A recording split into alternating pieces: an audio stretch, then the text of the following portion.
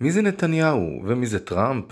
מלחמה כל כך לא ברורה עם סיום שהוא ממש לא הסוף. אולי ביבי זה מרדכי יהודי של הדור?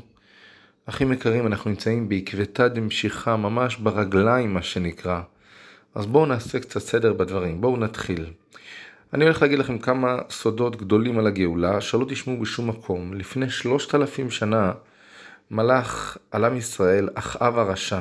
הוא היה בדור והוא היה גם האויב הגדול של אליהו הנביא, מבשר הגאולה. בדור של אחאב עם ישראל היה מנצח במלחמות. הסוד של אחאב היה האחדות בעם. כך אומר הנביא, חבור עצבים אפרים מנח לו. כלומר, כיוון שעם ישראל מאוחד, אומר הקדוש ברוך הוא, לא נתייחס לעבירות והם ינצחו במלחמות. ונשמת אחאב, שהיה אויב של אליהו, מבשר הגאולה, לא נתקנה, והתפקיד שלו לבוא לעזור לאליהו מבשר הגאולה. ואם אני עושה קצת סדר בדברים, אז נשמת אחאב נתעברה בביבי נתניהו. נכון, לא פלא שאחאב בגימטריה 12 וביבי זה רומז בי יש בי, כלומר 12. אגב, המספר 12 מסמל 12 שבטים, את השלמות של עם ישראל. מעניין שגם המלחמה לקחה בדיוק 12 יום, ויש כאלה שיגידו אם מפציץ בי 2, בי זה גם 12. וכמו אז, גם היום בתקופת נתניהו, עם ישראל מנצח במלחמות. זוכרים את הסוד של אחאב? האחדות, והסמ"ם מנסה בכל הכוח לפלג את העם. והתפקיד של נתניהו זה לא ליפול לזה, כי זה הסוד שלו, זה הכוח. אבל מי זה טראמפ? מאיפה נפל עלינו הפכפך הזה? רגע, היה לנו מלך הפכפך בהיסטוריה, אחשוורוש. הגמרא במסכת מגילה אומרת מלך הפכפך היה. עוד אומרת הגמרא על אחשוורוש, יש אומרים מלך חכם ויש אומרים מלך טיפש. מזכיר לכם מישהו, נכון? הוא היה עשיר והוא עשיר. אצל אחשוורוש נאמר אחות לנו בבית המלך, ואולי גם אצל טראמפ, הבת שלו יהודייה. באחשוורוש ניסו להתנקש 2 אנשים, בקתן ותרש, ואת טראמפ ניסו לחסל 2 אנשים. לא, אני אומר את זה.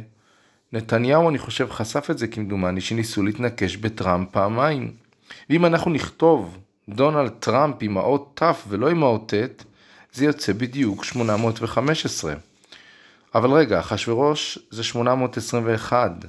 אז בואו נלך לפרק ח', הפרק שבו נאמר להיות היהודים עתידים ליום הזה, מה שאומר שגם בעתיד הוא יחזור אחשוורוש. ושם, בדיוק שם, מופיע אחשוורוש בלי האות ו'. נכון מאוד, 815, זה אחשוורוש השני, דונלד טראמפ, זה 815. ואגב, שם בדיוק גם מופיע הפסוק, ויקראו סופרי המלך בעת ההיא בחודש השלישי וחודש סיוון. המלחמה העתידה שאנחנו נמצאים בה עכשיו, שהיא קרתה בחודש סיוון. וכתוב שלעתיד לבוא כל הנשמות האלה חוזרות לעולם הזה. אז איזה דמויות חזרו לנו? המינאי, זה האמן של הדור שניסה להשמיד, להרוג ולאבד את כל היהודים ביום אחד עם אטום. ואי שם בקצה העולם, אחשוורוש, שהוא מסמל את גאולת ישראל, את המשיח. אבל המשיח, אחים יקרים, הוא לא מגיע לבד, הוא מגיע עם אליהו הנביא. אז נכון, גם אחאב מלך ישראל, האויב הגדול של אליהו, שכעת התפקיד שלו לעזור לאליהו להתגלות. רבותיי, 2 הדמויות כבר כאן, ועם אחאב כאן, אליהו כאן, ועם אחשוורוש כאן, הגאולה כאן. וברוך השם מתקיים בנו כבר הפסוק במגילה, מקום אשר דבר המלך ודתו מגיע, שמחה וששון ליהודים. היהודים הייתה פה שמחה גדולה, כשאחשוורוש של הדור החליט להפציץ באיראן.